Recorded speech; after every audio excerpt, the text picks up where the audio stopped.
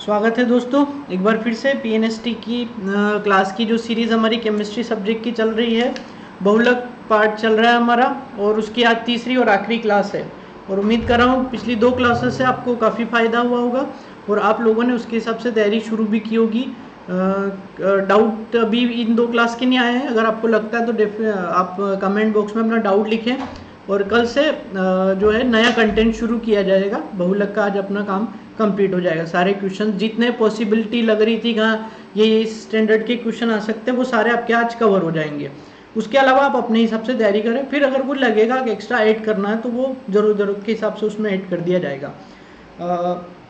शुरू करते हैं आज की हमारी क्लास। केप्रोलेक्टम से शुरू करेंगे। पहला क्वेश्चन है केप्रोलेक्टम बहुलीकृत होकर देता है ना। केप्रोलेक्टम इसका मतलब क्या हुआ कि केप्रोलेक्टम हमारी एकलक इकाई है। ये बहुलीकृत होकर क्या देगा? नाइलॉन 6 देगा, ब्यूना एस देगा, ग्लिप्टल देगा या टेफ्लॉन देगा। और इसका सही आंसर है क्या देगा? नाइलॉन 6 देगा।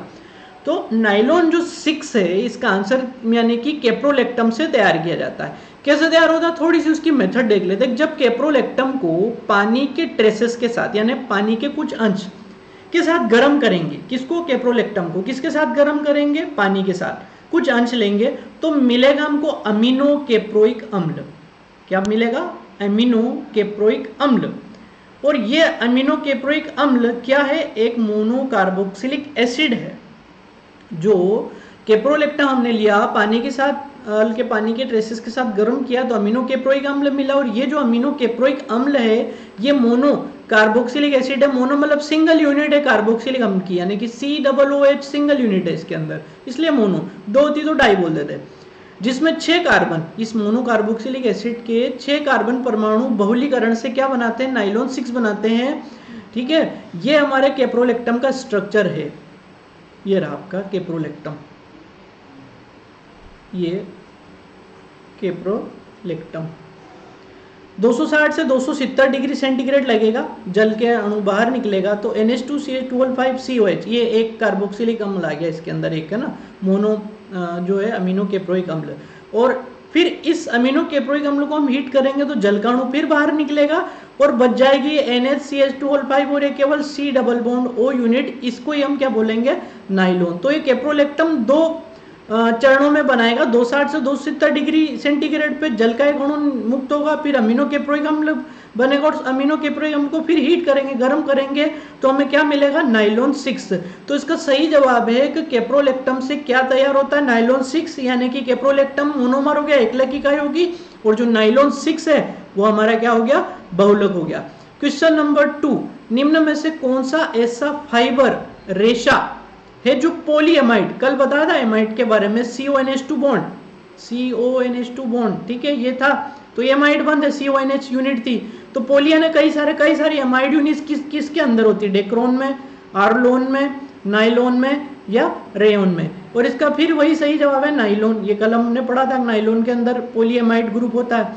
ठीक है, नाइलॉन सबसे पहला कृत्रिम सिंथेटिक फाइबर है ना। इसके बारे में भी कल हमने डिस्कस किया था कि सबसे पहला जो कृत्रिम जो आर्टिफिशियल जो बना था फाइबर वो नाइलॉन है और इसे बनाया था यूनाइटेड स्टेट्स के वैज्ञानिकों ने। पॉलीएमाइड सिंथेटिक फाइबर से इसका निर्माण किया गया था। तो ये इसका सही जवाब है कि पॉलीएमाइड से क्या, कौन सा फाइबर, कौन सा रेशा तैयार होता है?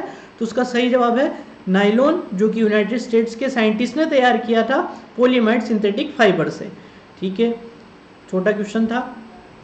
आगे बढ़ते क्वेश्चन नंबर 3, ऑर्लोन। ऑर्लोन एक निम्नलिखित किसका बहुलक है? ऑर्लोन एक बहुलक है, किसका है? स्टाइरीन का है, विनाइल क्लोराइड का है, एक्रिलोनाइट्राइल का है या ब्यूटाडाइन व एडिपिक अम्ल का है? तो सी वाला इसका सही जवाब है एक्रिलोनाइट्राइल। अब ये ऑर्लोन और एक्रिलोनाइट्राइल के बारे में छोटा सा डिस्कशन करते क्या है। तो पॉली एक्रिलोनाइट्राइल जिसका शॉर्ट फॉर्म है PAN, पेन, या इसको हम ऑर्लोन भी बोलते हैं। तो ये ध्यान रखिएगा, इस नाम से भी आ सकता है, ये पेन नाम से आ सकता है, ये पॉलीएक्रिलोनाइट्राइल नाम से आ सकता है, ऑर्लोन से नाम से आ सकता है। ये बहुलक है और इसकी जो एकलक इकाई है वो है एक्रिलोनाइट्राइल। और एक्रिलोनाइट्राइल एक्चुअल में होता है क्या? विनाइल साइनाइड, यानी साइनाइड इसके अंदर क्रियात्मक समूह होता है। ठीक है, तो पेन या पॉलीएक्रिलोनाइट्राइल या ऑर्लोन एक्रिलोनाइट्राइल से तैयार होता है और एक्रिलोनाइट्राइल को हम बोलते हैं विनाइल साइनाइड। ये किसकी उपस्थिति में तैयार होता है? फेरस सल्फेट और हाइड्रोजन परऑक्साइड। ये फेरस सल्फेट हमारी रिएक्शन देख लिया, फेरस सल्फेट और हाइड्रोजन परऑक्साइड, इसकी उपस्थिति में जब एक्रिलोनाइट्राइल की क्रिया होगी, काफी सारी इकाइयां, एक अलग इकाइयां जुड़ेंगी फेरस सल्फेट और हाइड्रोजन परऑक्साइड की उपस्थिति में, तो आपका ये ओरलोन ये तैयार हो जाएगा। ये विनाइल साइनाइड है आपका, ये विनाइल साइनाइड। विनाइल इसलिए क्योंकि ये जो साइनाइड जिस कार्बन से जुड़ा हुआ है, ये कार्बन डबल बॉन्ड से जुड़ा हुआ है, इसलिए यहाँ पे वर्ड लगा विनाइल, विनाइल साइनाइड, क्योंकि विनाइल कार्बन से जुड़ा हुआ है। विनाइल कार्बन मतलब साइनाइड से जो कार्बन जुड़ा है वो नेक्स्ट उसके क्या है? डबल बॉन्ड है। तो ये जो विनाइल साइनाइड जो एक्रिलोनाइट्राइल है, ये ओरलोन तैयार करेगा फेरस सल्फेट और H2O2 की प्रेजेंस में। अब काम देख लेते हैं। इस बहुलक से वाटर रेजिस्टेंस यानी वाटर प्रूफ और जल्दी सूखने वाले फाइबर रेशे बनाए जाएंगे, जो गीले नहीं होंगे, वाटर रेजिस्टेंट होंगे, और अगर गीले हैं तो जल्दी सूखने वाले फाइबर किससे तैयार होंगे? ओरलोन से। तो एक क्वेश्चन ये तैयार हो रहा है आपका यहाँ से कि वाटर रेजिस्टेंट या जल्दी सूखने वाले फाइबर किस बहुलक से तैयार किए जाते हैं? तो आंसर क्या हो जाएगा? ओरलोन। और ओरलोन की एक लाख इकाई क्या है? एक्रिलोनाइट्राइल। किसकी उपस्थिति में बनाया जाता है? फेरस सल्फेट और हाइड्रोजन परऑक्साइड की उपस्थिति में। तो कम से कम 2 से 3 क्वेश्चन यहाँ तैयार हो गए आपके। कौन कौन से? एक्रिलोनाइट्राइल से क्या तैयार होता है? ओरलोन। ठीक है, ओरलोन का एक और नाम क्या है? पॉलीक्रिलोनाइट्राइल, PAN। और ये किससे तैयार होता है? एक्रिलोनाइट्राइल, जिसको हम विनाइल साइनाइड बोलते हैं। किसकी उपस्थिति में? फेरस सल्फेट और हाइड्रोजन परऑक्साइड की उपस्थिति में। ओरलोन किस उपयोग में आता है? ये वाटर रेजिस्टेंट या जो जल्दी सूख जाए ऐसे फाइबर, ऐसे रेशों के निर्माण में ओरलोन का उपयोग किया जाता है। इन फाइबर की कताई बुनाई की जा सकती है। ये जो फाइबर बना, जो वाटर रेजिस्टेंस है, जल्दी सूख सकता है, इसकी बुनाई की जा सकती, कताई की जा सकती है, और साथ में ऊन के साथ भी मिलाकर इनका उपयोग किया जाता है। तो इतने उपयोग है इसके, वाटर रेजिस्टेंस, जल्दी सूखने वाले फाइबर, और उन फाइबर को हम ऊन से मिलाकर भी अलग अलग उपयोग ले सकते हैं। और किस काम में आ रहा है? कपड़े बनाने में, कंबल बनाने में, कारपेट बनाने में। तो मेरे हिसाब से ये एक क्वेश्चन कम से कम 3 से 4 छोटी चीजें आपको बता के जा रहा है। फिर से रिकॉल कर लीजिए इसको, बहुत काम का है। ओरलोन एक्रिलोनाइट्राइल से तैयार होता है। पॉलीक्रिलोनाइट्राइल जिसको पेन भी बोलते हैं, ओरलोन बोलते हैं। एक्रिलोनाइट्राइल इसका मोनोमर एक लाख इकाई है, जिसको हम विनाइल साइनाइड बोलते हैं। किसकी उपस्थिति में तैयार होता है? फेरस सल्फेट और हाइड्रोजन परऑक्साइड की उपस्थिति में। ये ओरलोन इस प्रकार के रेशे बनाता है जो कि वाटर रेजिस्टेंट होते हैं, जल्दी सूखने वाले होते हैं, और इन फाइबर्स को, इन रेशों को हम कताई बुनाई में उपयोग लेते हैं, और ऊन के साथ मिलाकर भी इसके उपयोग, कई सारे उपयोग है, जैसे कपड़े बनाने में, कंबल बनाने में, कारपेट बनाने में। तो आई होप ये क्वेश्चन आपको बहुत फायदा देने वाला है, अच्छे से याद कर लीजिएगा इसको। आगे बढ़ेंगे, 4th वाला क्वेश्चन देखते हैं हम। निम्नलिखित में से कौन सा बहुलक है जो कि जंतुओं द्वारा एकत्रित किया जा सकता है? इंपॉर्टेंट है ये बहुत ज्यादा। निम्नलिखित में से कौन सा बहुलक है जो कि जंतुओं द्वारा स्टोर किया जा सकता है? अब बहुलक है और किसके द्वारा एकत्रित करके रखा जा सकता? जंतुओं के द्वारा। क्या है ऑप्शन? सेल्यूलोज, एमाइलेज, एमाइलोपेक्टिन या ग्लाइकोजन। और इसका सही जवाब है ग्लाइकोजन। उम्मीद है आंसर आपको याद होगा। ये जो ग्लाइकोजन है कार्बोहाइड्रेट का एक रूप है, ठीक है। जंतुओं में कार्बोहाइड्रेट ग्लाइकोजन के रूप में इकट्ठा रह सकता है, यानी कि ये जो ग्लाइकोजन है कार्बोहाइड्रेट का एक रूप है। और कहाँ इकट्ठा हो सकता है? लीवर में, ब्रेन में और मसल्स, पेशियों के अंदर ये आसानी से इकट्ठा होकर रह सकता है। एक तरीके से स्टोरेज यूनिट है ये, एनर्जी स्टोरेज यूनिट है ना। एनर्जी इस फॉर्म में इकट्ठी होकर रहेगी, और जब इसकी आवश्यकता होगी तो इसे ग्लूकोज के रूप में, है ना, ये जो ग्लाइकोजन है इसको तोड़ दिया जाएगा और किस में बदल दिया जाएगा? ग्लूकोज में। और साथ में शरीर को क्या मिलेगी? एनर्जी। जो जंतु इसको इकट्ठा करके रख सकते हैं, जरूरत के समय इस ग्लाइकोजन का उपयोग करके वो एनर्जी प्राप्त कर लेंगे, उसको काय में तोड़ के? ग्लूकोज में तोड़ के। तो बहुत ही इंपॉर्टेंट क्वेश्चन है, ध्यान रखिएगा कि एकत्रित जंतुओं में जो है कौन सा बहुलक है जो इकट्ठा करके, एकत्रित करके रखा जा सकता है? वो ग्लाइकोजन, कार्बोहाइड्रेट का एक रूप है। लीवर, ब्रेन, मसल्स में इकट्ठा करके रखा जा सकता है, और जरूरत पड़ने पर जंतु इसको ग्लूकोज में अपघटित करेंगे कई सारी बायोकेमिकल प्रोसेस से, और फिर इसका जो है एनर्जी उनको मिलेगी। बढ़ेंगे क्वेश्चन नंबर 5। क्वेश्चन नंबर 5 बहुत ही काम का है, और ध्यान से देखिए, स्ट्रक्चर से रिलेटेड है। निम्नलिखित में से कौन सा एक थर्मोसेटिंग बहुलक का उदाहरण है? थर्मोसेटिंग बहुलक के बारे में पूछा है। ये है और ये तीनों स्ट्रक्चर मैं आपको कल बता चुका हूँ, ये और ये, ठीक है। आप देखिएगा, मेमोराइज कीजिएगा कि किन किन के स्ट्रक्चर हैं। और एक चौथा वाला स्ट्रक्चर ये भी कल बताया था मैंने, बेकेलाइट का स्ट्रक्चर, बेंजीन रिंग OH और CH2, ठीक है। तो ये बेकेलाइट है और यही इसका सही जवाब है, डी बेकेलाइट। ये देखिए बेकेलाइट CH2 यूनिट से जुड़ा होता है, कल हमने देखा था ये क्वेश्चन बेकेलाइट वाला। तो ये बेकेलाइट थर्मो सेटिंग बहुलक का एक उदाहरण है। अब थर्मोसेटिंग बहुलक के बारे में जानकारी इकट्ठी कर लीजिए और लिख के रख लीजिएगा, इसको बहुत काम में आएगा। थर्मोसेटिंग बहुलक ये कम आणविक भार और अर्ध तरल प्रकार के बहुलक है। कल ही जब पहली क्लास हमने स्टार्ट की थी तब बताया था कि आणविक भार बहुत ज़्यादा होता है बहुलकों के। तो ये जो थर्मोसेटिंग बहुलक है इसका आणविक भार कम है। इसका मतलब ये निकला कि इससे जो बहुलक तैयार होगा वो थोड़ा हल्का होगा जी।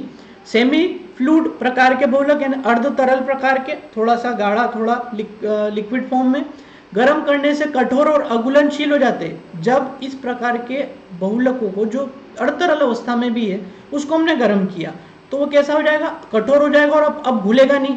किसी विलायक में घोलने की कोशिश करेंगे नहीं घुलेगा। और गर्म करने पर अत्यधिक तिर्यक बंध यानी क्रॉस लिंकिंग होने से त्रिविमी कठोर पदार्थ का निर्माण करते हैं। गर्म क्यों कर रहे हैं हम इसको, इसकी कठोरता को, इसकी मजबूती को बढ़ाने के लिए गर्म किया जा रहा है।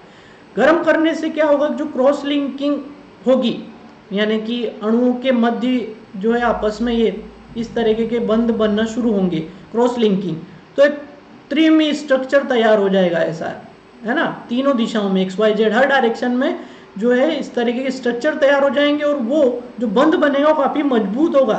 इसलिए जो पदार्थ बनेगा वो कैसा होगा, काफ़ी मजबूत होगा, कठोर होगा। कठोर पदार्थ का निर्माण होता है और इतना कठोर होगा कि आप अगर इसको पिघलाना चाहें नहीं पिघलेगा, पिघलाया नहीं जा सकता। और इसका उदाहरण है बेकेलाइट। तो क्वेश्चन क्या था हमारा कि थर्मोसेटिंग बहुलक, तो इनमें से जो ये हमारा जो बेकेलाइट है ये थर्मोसेटिंग बहुलक का उदाहरण है। कम आणविक भार होता है, अर्ध तरल होते हैं, इनको गर्म करते हैं तो क्रॉस लिंकिंग होगी जिसकी वजह से कठोर होंगे, अघुलनशील होंगे और कठोर होते जाएंगे और इतने कठोर हो जाएंगे कि दोबारा इनको हम पिघला नहीं सकते, मेल्ट नहीं कर पाएंगे। उम्मीद है ये क्वेश्चन आपको समझ में आया होगा। अब थर्मोसेटिंग जो बहुलक के बाद हमारा जो अगला नंबर आता है वो थर्मोप्लास्टिक का। निम्नलिखित में से कौन सा थर्मोप्लास्टिक बहुलक है? थर्मोप्लास्टिक वो थर्मोसेटिंग था। पॉलीस्टाइरीन, प्राकृतिक रबर, नियोप्रीन या ब्यूना एस। ठीक है, तो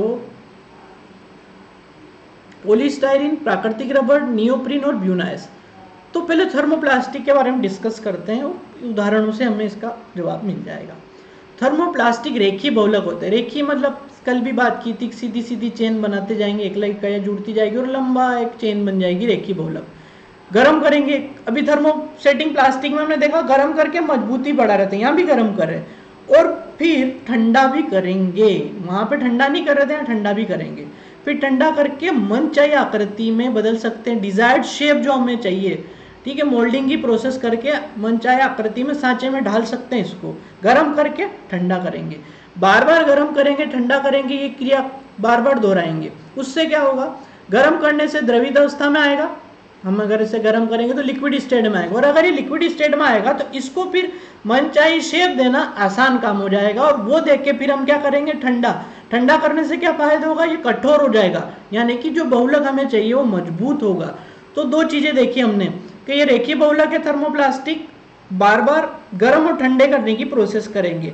गर्म करने का फायदा है कि हम इसे आसानी से लिक्विड स्टेट में ले आएंगे और लिक्विड स्टेट में लाने के बाद जो डिजायर्ड शेप है, जो मनचाही आकृति वो दे पाएंगे और वो देने के बाद ठंडा कर देंगे। ठंडा करने से क्या होगा, मजबूती प्राप्त हो जाएगी।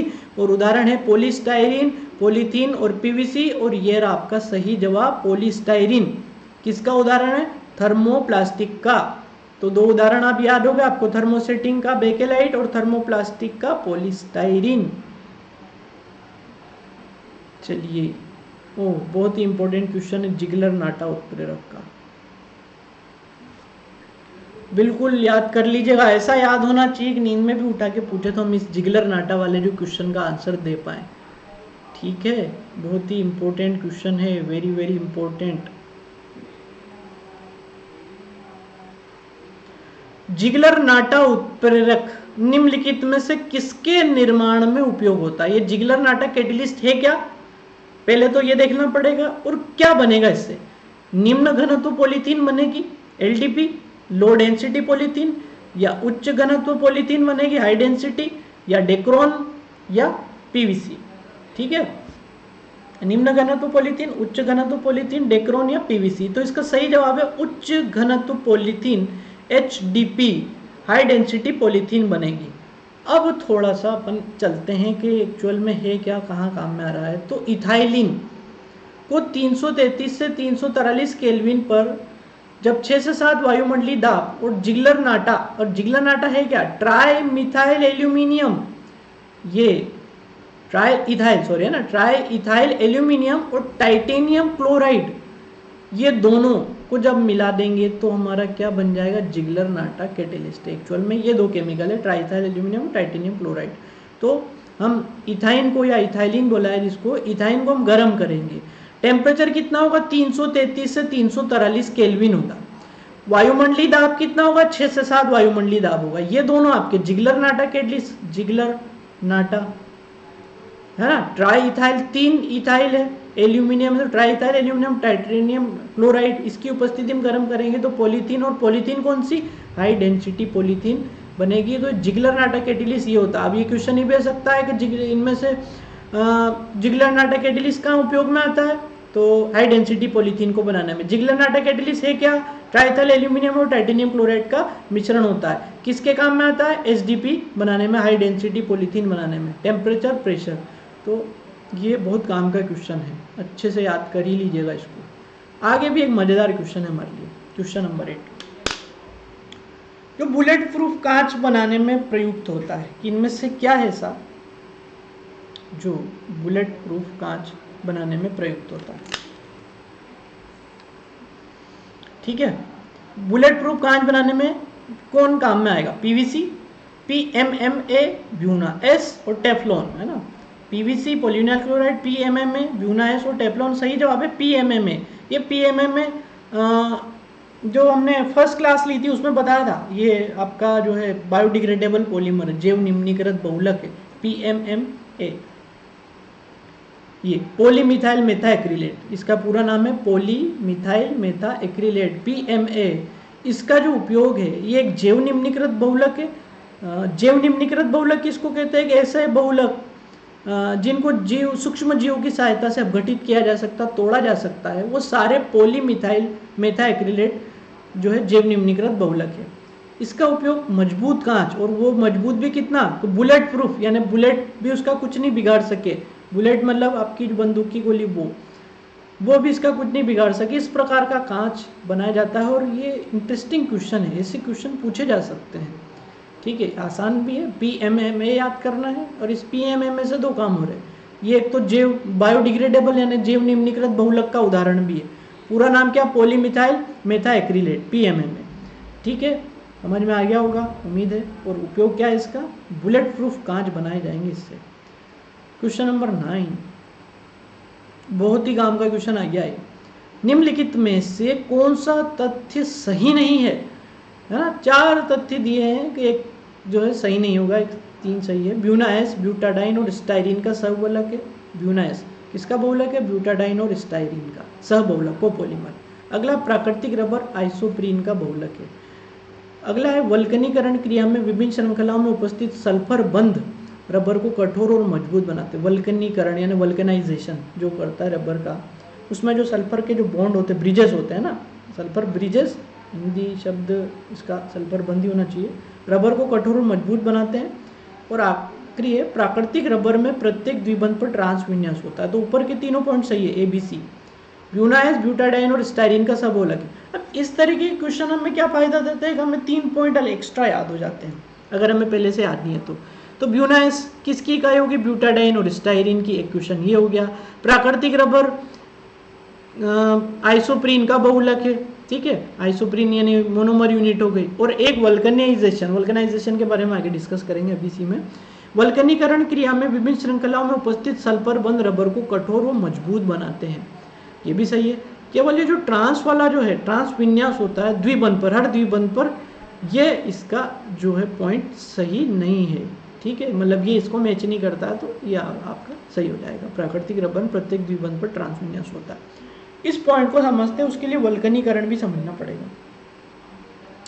देखते हैं, प्राकृतिक रबर, नेचुरल रबर जो है आइसोप्रीन से बनता है ना, और इसे सिस 1,4 पॉली आइसोप्रीन भी कहते हैं। जो प्राकृतिक रबर है इसका एक और नाम क्या है? एक क्वेश्चन यहाँ तैयार हो गया, प्राकृतिक रबर आइसोप्रीन से बन रहा है और इसका एक और नाम है सिस 1,4 पॉली आइसोप्रीन, यानी कई सारी आइसोप्रीन यूनिट, और 1,4 इसलिए पहले और चौथे कार्बन पे डबल बॉन्ड है, इसलिए ऐसा बोला गया है सिस 1,4 पॉली आइसोप्रीन। और सिस और ट्रांस अभी आगे में स्ट्रक्चर जब इसका आएगा तब बताऊंगा। प्राकृतिक रबर आइसोप्रीन से बन रहा है और एक और नाम है सिस पॉली आइसोप्रीन। चलिए आगे बढ़ते हैं।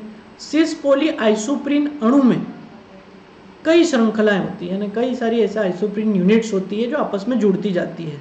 तो जो जुड़ती हैं, तो जो बंद होता है वो कमजोर वांडरवाल बल से जुड़ा होता है। अब ये कमजोर वीक वांडरवाल बल के बारे में अपन बात कर चुके हैं कि ये जो रबर है इसके अंदर वीक वांडरवाल बल होता है ना, इस वजह से आसानी से इसमें स्ट्रेचनेस आ सकती है। इसको हम इलास्टिसिटी का गुण इसके अंदर होता है, इसीलिए ये रबर की तरह काम कर रहा है, क्योंकि बंद कमजोर है। अब क्या होगा उससे, क्योंकि सभी द्विबंध का सिस विन्यास बहुलक की श्रृंखलाओं को एक दूसरे के पास आने से रोकता है। अब वो कैसे रोकता है, भी स्ट्रक्चर देखेंगे, फिर ये मैं पॉइंट दोबारा समझाऊंगा। हर द्विबंध पे सिस विन्यास है, ये सिस विन्यास क्या कर रहा है, वो जो यूनिट है आइसोप्रीन की, कई सारी यूनिट आपस में जुड़ी हुई है, उनको एक दूसरे के पास आने से क्या करेगा, रोकेगा, है ना, दूर करेगा उनको। सिस विन्यास अगर ट्रांस होता तो अपोजिट एक दूसरे को पास में खींच लेते, तो क्या होगा, वो यूनिट दूर रहेगी और स्ट्रेचनेस, जो तन्यता, जो इलास्टिसिटी, वो बनी रहेगी। इसलिए सिस पॉली आइसोप्रीन से सीधी श्रृंखला न होकर कोइल्ड संरचना बनती है। कारण क्या है कि जो सिस पॉली आइसोप्रीन है, कई सारी आइसोप्रीन श्रृंखला एक दूसरे से दूर है, बंद भले कमजोर है लेकिन एक दूसरे से दूर है, पास नहीं आ पाते, तो श्रृंखला सीधी नहीं बन के थोड़ी घुमावदार बनती है, ऐसे ऊपर फिर नीचे, ऐसे नीचे ऊपर, इस तरीके की कोइल्ड स्ट्रक्चर बन जाता है इसका। और इसी कारण से ये जो कोइल्ड जो है कोइल्ड संरचना होती है, सिस यूनिट एक दूसरे को पास में नहीं आने देती, वीक वांडरवाल्स बल होता है, इसलिए स्ट्रेचेबल, आसानी से तन्यता का गुण है इनके अंदर, इनको खींच सकते, स्प्रिंग की तरह, है ना, ये लिखा गया यहाँ पे, स्प्रिंग की तरह, और इलास्टिसिटी का गुण रखते हैं। अब ये जो सारी चीज समझाई गई है ये स्ट्रक्चर पे बेस्ड है। ये कई सारी, कम से कम 3 यूनिट देख ले आपके आइसोप्रीन की, 1, 2 और 3, है ना, ये हर डबल बॉन्ड पे उन्होंने बोला सिस स्ट्रक्चर होता। अब सिस क्या है, जैसे इसको 3 हिस्सों में बांट दीजिए आप, ये देखिए कोई सा भी एक हिस्सा देख लीजिए, जैसे ये हिस्सा है, इस कार्बन के डबल बॉन्ड के दोनों तरफ इधर भी CH2 है और इधर भी CH2, एक जैसी इकाई है, तो इस संरचना को बोल लेंगे सिस। और अगर ये CH2 इधर हो जाता, या ये CH2 इधर, या CH3 या ये CH2 इधर हो जाता, तो इसको बोल देते हम ट्रांस। यहाँ भी देख लीजिए ये दोनों एक तरफ है CH2, ठीक है, इस थर्ड वाले में जो इधर ही इधर है इसमें भी देख लीजिए CH2, ये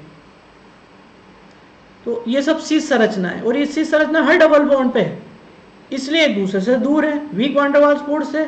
और जो संरचना देख लीजिए आप, तिरछी जा रही है, ये थोड़ा ऊपर चला गया, फिर ये ऊपर जा रहा है, ये थोड़ा सा नीचे की तरफ जा रहा है, फिर ऊपर जा रहा है, तो कोइल्ड स्ट्रक्चर, घुमावदार स्ट्रक्चर बन रहा है इसका प्राकृतिक रबर का, इसलिए इनमें तन्यता गुण होता है। और ये जो वल्केनाइजेशन की जो क्रिया की जाती है, इससे रबर मजबूत बनता है थोड़ा, है ना, वो ये जो एक पॉइंट था उसको देख लीजिए, इससे क्वेश्चन आता है इसके ऊपर, वल्कनीकरण के ऊपर, है ना, ये आगे है, चलो आगे इसी में मिल जाएगा अपने क्वेश्चन, तो वहीं देख लेंगे अपन इसको। तो ये चीज़ समझ में आ गई होगी आपको, सिस आइसो जो है पॉली आइसोप्रीन यूनिट है, एक दूसरे से जुड़ी है, और ये स्ट्रक्चर तैयार कर ले आप नेचुरल रबर का, ये 3 ही है, आसानी से याद हो जाएगा, क्योंकि इस स्ट्रक्चर से भी कोई क्वेश्चन पूछा जा सकता है। तो ये जो क्वेश्चन हमने किया है, ये भी कम से कम 2-1 क्वेश्चन आपके अलग से तैयार कर देगा। पहले तो पॉली आइसोप्रीन है, नेचुरल रबर इस आइसोप्रीन से बनता है, कई सारी पॉली आइसोप्रीन यूनिट होती है, जो बंद होता है वो कमजोर होता है, वीक वांडरवाल्स फोर्स होता है, एक दूसरे को पास आने से रोकती है, जो सिस यूनिट होती है, कोइल्ड स्ट्रक्चर होता है, इलास्टिसिटी का स्ट्रेचेबल गुण होता है, और किसकी तरह, स्प्रिंग की तरह इनको हम आसानी से दूर खींच सकते हैं। चलिए 10वां क्वेश्चन मजेदार है। न टूटने वाले कप प्लेट, चाय पीने में जो कप प्लेट हम यूज करते हैं, तो न टूटने वाले कप प्लेट किससे बनाए जाते हैं, टेफलॉन से, मेलामाइन से, लिप्टल से, या PVC से। तो सही जवाब है मेलामाइन। ये मेलामाइन इतना मजबूत होता है, ऊपर से इसको फेंक भी दो तो भी नहीं टूटेगा। मेलामाइन की क्रिया है ना, मेलामाइन के बारे में जानकारी इकट्ठी करते हैं। मेलामाइन की क्रिया फॉर्मेल्डिहाइड से करवाने पर फॉर्मेल्डिहाइड मेलामाइन रेजिन बनता है, जिसको हमने शॉर्ट में मेलामाइन बोल दिया ना। ये एक्चुअल में मेलामाइन एक मोनोमर इकाई है, एक लग इकाई है। तो ये मेलामाइन पहले क्रिया करेगी फॉर्मेल्डिहाइड से, और फिर बाद में फॉर्मेल्डिहाइड मेलामाइन रेजिन बहुलक बनेगा। और यही जो है फॉर्मेल्डिहाइड मेलामाइन रेजिन है, इसके जो है ये कठोर संरचना बनती है, बहुत कठोर होता है, इतना ऊंचाई से गिरने पर भी नहीं टूटेगा। इसलिए इसके जो कपलेट है ना, चाय पीने के जो कपलेट काम में आते हैं, वो कठोर और टिकाऊ है। और आपकी सुविधा के लिए मैंने मेलामाइन का स्ट्रक्चर बना दिया है ना। ये फॉर्मेल्डिहाइड मेलामाइन स्ट्रक्चर है, अकेले मेलामाइन का नहीं। मेलामाइन के स्ट्रक्चर में यहाँ H2 आ जाएगा, यहाँ भी NH2 आ जाएगा और यहाँ भी NH2 आ जाएगा, बस ये इतना ही फर्क है। फॉर्मेल्डिहाइड मेलामाइन ये बहुलक है। तो क्या उपयोग है इसका? मजबूत कपलेट बनाए जाते हैं और टूटते नहीं है। और आज का आखिरी क्वेश्चन जो वल्कनीकरण की हम बात कर रहे थे उससे जुड़ा हुआ है। वल्कनीकरण, वल्कनाइजेशन की क्रिया रबर को बनाती है। जो हम वल्कनीकरण की क्रिया करते हैं जिसमें तिर्यक सल्फर बंध जुड़ते जाते हैं उन यूनिट के साथ, ठीक है, जिससे जो पॉलीआइसोप्रीन अभी अपन ने देखी, उन यूनिट से वो बंध जुड़ते जाते हैं। और वो इस रबर में वल्कनीकरण की क्रिया इसलिए की जाती है ताकि हम उस रबर को और मजबूत भी बना सकें और लचीला बना सकें, है ना, दृढ़ और मजबूत लचीला ये बना सके। इसलिए इसका उपयोग किया जाता है, वल्कनीकरण किया जाता है रबर के अंदर, ताकि हम उसको मजबूत बना सके, स्ट्रेचेबल बना सके। उम्मीद है ये जो पॉलीमर से रिलेटेड हमारी क्लास थी आपको समझ में आई होगी। आप अपने कमेंट जरूर लिखें, ठीक है। चैनल को सब्सक्राइब कर ही रखा है, नए स्टूडेंट्स को भी मोटिवेट करें ताकि वो जुड़े। और बहुत में हम लोगों ने प्रयास किया है पॉलीमर से जुड़े हुए जितने इंपॉर्टेंट क्वेश्चन थे वो यहाँ करवा दिए गए हैं, और छोटे छोटे क्वेश्चन भी होंगे जो आप अपने स्तर से तैयारी कर सकते हैं। हाँ, किसी में कोई डाउट हो तो आप कमेंट बॉक्स में लिखिए। हाँ, एक चीज़ और समझ लीजिए आप कि ये जो बहुलक वाला जो यूनिट है हमारी, 99% चांस है ये या 2 क्वेश्चन भी आ सकते हैं। तो बहुलक अपने को तैयार करना ही है, इसके नंबर अपने को लेने ही है। उसके लिए एक टेबल बना लीजिए। मैं एक छोटा सा तरीका बता रहा हूँ आपको, अगर आप बना सके तो शेयर जरूर कीजिएगा, और आपसे नहीं बने तो फिर मुझे बताइएगा। मैं एक एग्जाम्पल बना के बताऊंगा आपको किस तरीके से टेबल तैयार करनी है। और मैं इंतजार करूंगा कमेंट बॉक्स में इस चीज़ का आप लोग बताएं कि आपने इस तरीके की टेबल बनाई है या नहीं है, एक सारणी बनाई है कि नहीं बनी है। बनाए तो शेयर करें, ठीक है। जो मनीष सर का नंबर है आपके पास, उस पर शेयर कर सकते हैं, ठीक है। क्या बनाना है आपको? बहुलक कौन सा है वो नाम लिख दे, बहुलक का नाम लिख दे यहाँ भले, ये बहुलक का नाम आ जाएगा यहाँ, ठीक है। यहाँ एकलक लिख दे, उसका मोनोमर यूनिट क्या है, ठीक है।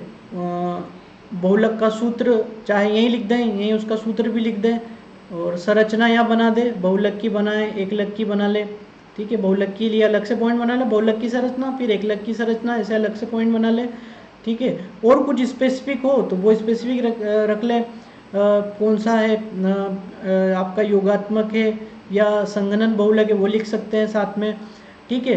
कुछ अलग गुण हो तो वो लिख दें, क्या गुण है इनके अंदर, और उपयोग तो डेफिनेटली लिखना ही है।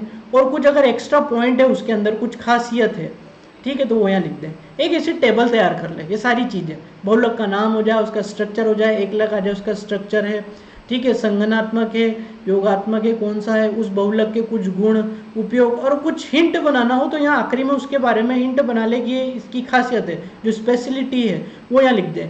यह टेबल आप तैयार कर लीजिए। हो सकता है टेबल बनाने में थोड़ा टाइम लगे, पर अगर आपने टेबल बना ली तो मैं गारंटी ले सकता हूँ 100% आपको अलग से कोई क्वेश्चन तैयार नहीं करना पड़ेगा, या तैयार करना पड़े तो एटलीस्ट 90% तो इस टेबल से तैयार हो जाएगी। अलग से फिर कुछ बच जाए तो आप नोट करके याद कर सकते हो। और ये टेबल बना के ऐसी जगह लगा ले जहाँ आप स्टडी करते हैं, जहाँ बार बार आपका ध्यान जाता है, उस जगह लगाएंगे इस टेबल को, तो आपको सारी चीज़ें मुँह ज़बानी याद हो जाएगी, है ना। ओरली आप आसानी से याद कर लेंगे। आपसे कोई नींद में उठा के पूछेंगे बहुलक इसके एकलक का क्या, तो आप तुरंत आंसर दे देंगे, उसके गुण बता पाएंगे, उसके उपयोग बता पाएंगे। एक दिन में होने वाला काम नहीं है, आपको कुछ दिन तो उसकी टेबल को तैयार करने में लगेगा, ठीक है। टेबल तैयार कर ले, और फिर भी अगर आपको डाउट हो तो आप मुझे कमेंट करिएगा इस वीडियो में ही, तो मैं एक आधी सैंपल आपको बना के बता दूंगा कि इस तरीके की टेबल आपको बनानी है। ये टेबल आपने बना ली तो ये आपको बहुत फ़ायदा देने वाली है, और मैं उम्मीद करता हूँ कि आप जो डेली देख रहे हैं वीडियोस वो ज़रूर बनाएंगे और दूसरों को भी मोटिवेट करें। ठीक है, थैंक यू।